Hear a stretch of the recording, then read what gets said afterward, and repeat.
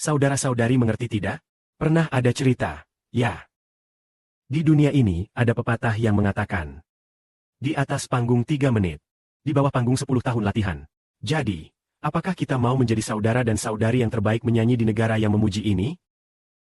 Dalam lagu, menjadi yang paling baik yang menyanyi? Hei, harus latihan, ya. Lagu kita sebenarnya kalau latihan pasti akan sangat enak didengar. Sangat enak didengar. Kita bukan cuma menyelesaikan tugas saja, bilang, hei, kelas ini sudah selesai dengan 5 tangan, bagus, berhasil, bisa kan? Tidak, saat kita memuji, kita harus memuji dengan suara yang paling indah. Yaitu dengan nyanyian yang paling indah. Lalu bagaimana kita harus latihan? Hei, kita ikut ibadah setiap hari. Mungkin giliran itu bukan giliran kelas kita. Tetapi kita tetap ikut bersama saudara-saudari dari kelas lain yang mempersiapkan ibadah. Sebelum giliran kelas kita harus latihan bersama saudara pembimbing di kelas masing-masing. Latihan terus, lalu latihan. Lalu sering-sering berdoa agar suaramu keluar dengan melodi yang indah. Bernyanyi dengan suara yang merdu dan menyenangkan. Bernyanyi seperti aliran sungai yang deras dengan suara yang berat. Bernyanyi seperti suara gemuruh guntur. Bernyanyi seperti piano. Yaitu seperti piano yang tinggi, juga rendah. Dan berbagai melodi yang indah untuk berdoa bagi hal-hal ini.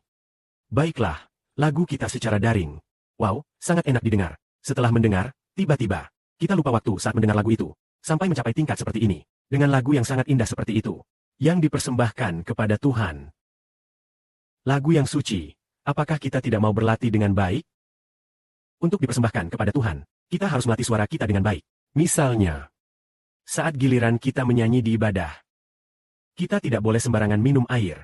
Seperti yang dikatakan saudara Xiaobo di sini. Kalau aku minum air sekarang, pasti cepat kering. Kalau kering suaranya tidak bagus. Tidak bisa bicara dengan baik. Karena minum air baik. Tapi tidak sesuai perhitungan.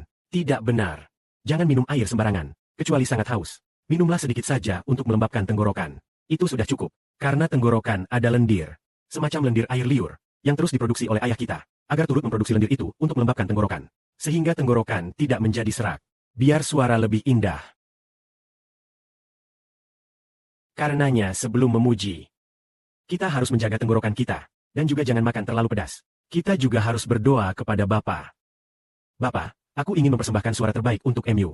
Apa saja yang harus kita perhatikan? Apa saja hal yang harus dijaga? Mari kita selalu waspada. Seperti seorang pengantin wanita. Yang sudah berhias dengan rapi. Berhias dengan rapi. Sudah siap untuk menunggu pengantin pria. Seperti itu. Ketika kita datang untuk menyembah Tuhan, kita harus seperti pengantin yang berhias rapi. Berjaga-jaga dengan baik. Siap menanti pengantin pria. Tunggu dan menyambutnya. Jika kita memiliki pikiran seperti ini, Tuhan akan senang. Sehingga ketika kita memuji, kita harus latihan terlebih dahulu. Latihan setiap hari. Latihan setiap hari. Setiap hari bagaimana? Seperti saudara Sibo mengatakan tentang kebenaran. Ia sudah latihan lebih dari 1 tahun. Sampai mencapai tingkat ini. Maka kita terus melatih suara kita dalam pujian. Terus berlatih. Bakat akan memberikan anugerah ini kepada saudara-saudara kita di barat. Sebuah rahasia. Beberapa bulan lalu. 2 atau 3 bulan lalu saya bermimpi. Di dalam mimpi saya melihat saudara An dan saudara 11 pergi ke rumah tua saudara 11. Kemudian, saudara 11 menggenggam tangannya. Lalu saudara 11 membuka pintu. Dan yang membuka pintu adalah nenek dari saudara 11. Nenek itu membawa beberapa mangkuk. Di dalam mangkuk itu ada makanan yang sudah basi dan asam. Dan nenek itu sedang makan makanan basi itu. Lalu saudari An membawa makanan basi itu. Kemudian, air matanya mengalir deras sambil berkata, "Nenek, jangan makan ini lagi. Aku akan memasak yang enak untukmu. Aku akan memasak yang enak untukmu." Itu saja mimpinya. Apa arti mimpi ini?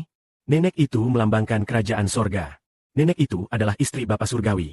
Nenek itu adalah ibu dari Tuhan. Nenek itu melambangkan kerajaan Allah. Jadi nenek itu adalah. Makanan basi itu melambangkan apa? Itu melambangkan lagu-lagu buruk yang dulu kita persembahkan kepada Tuhan. Seperti makanan basi. Yang dipersembahkan kepada Bapa di kerajaan surga.